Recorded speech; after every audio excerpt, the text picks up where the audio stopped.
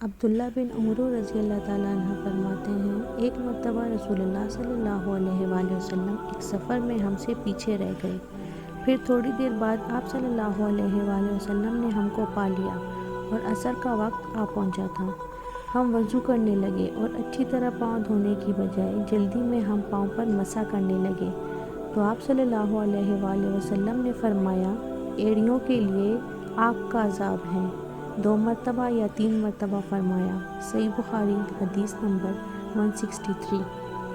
حضرت عثمان رضی اللہ تعالیٰ عنہ نے وضو کے لیے پانی منگوایا اور اپنے دونوں ہاتھوں پر برتن سے پانی لے کر ڈالا، پھر دونوں ہاتھوں کو 3 دفعہ دھویا، پھر اپنا دائنا ہاتھ وضو کر کے پانی میں ڈالا، پھر کلی کی، پھر ناک میں پانی دیا، پھر ناک صاف کی، پھر 3 دفعہ اپنا منہ دھویا اور کہنی تک 3 دفعہ ہاتھ دھوئے، پھر اپنے سر کا مسح کیا، پھر ہر ایک پاؤں 3 دفعہ دھویا، پھر فرمایا، میں نے رسول اللہ صلی اللہ علیہ وآلہ وسلم کو دیکھا ہے کہ آپ میرے اس وضو جیسا وضو فرماتے تھے، اور آپ صلی اللہ علیہ وآلہ وسلم نے فرمایا، جو شخص میرے اس وضو جیسا وضو کرے اور حضور قلب سے 2 رکعت پڑھے جس میں اپنے دل سے باتیں نہ کرے تو اللہ تعالیٰ اس کے پچھلے گناہ معاف فرما دیتا ہے۔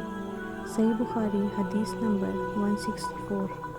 ابو ہریرہ رضی اللہ تعالیٰ عنہ لوگوں کے پاس سے گزرے اور لوگ لوٹے سے وضو کر رہے تھے۔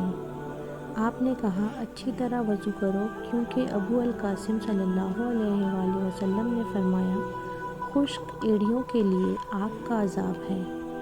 صحیح البخاری حدیث نمبر 165۔ عبداللہ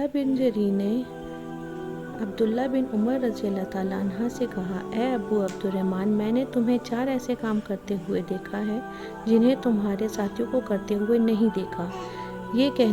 وہ کہنے لگے، اے ابن جری، وہ کیا ہے؟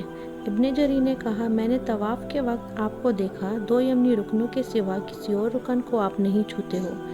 دوسرا، میں نے دیکھا کہ آپ بستی جوتے پہنتے ہو، اور تیسرا، میں نے دیکھا کہ آپ زرد رنگ استعمال کرتے ہو، اور چوتھی بات یہ دیکھی کہ جب آپ مکہ میں تھے لوگ ذی الحج کا چاند دیکھ کر لبیک پکارنے لگے اور حج کا احرام باندھ لیتے ہیں، اور آپ 8ویں تاریخ تک احرام نہیں باندھتے۔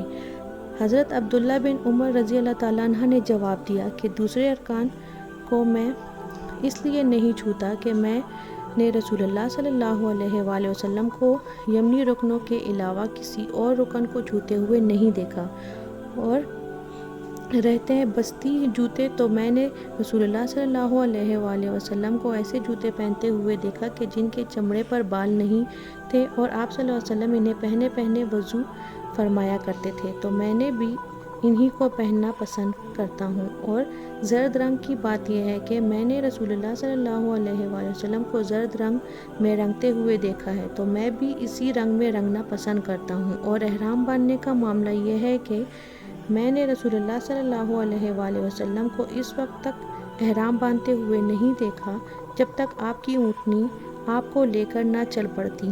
صحیح بخاری حدیث نمبر 166۔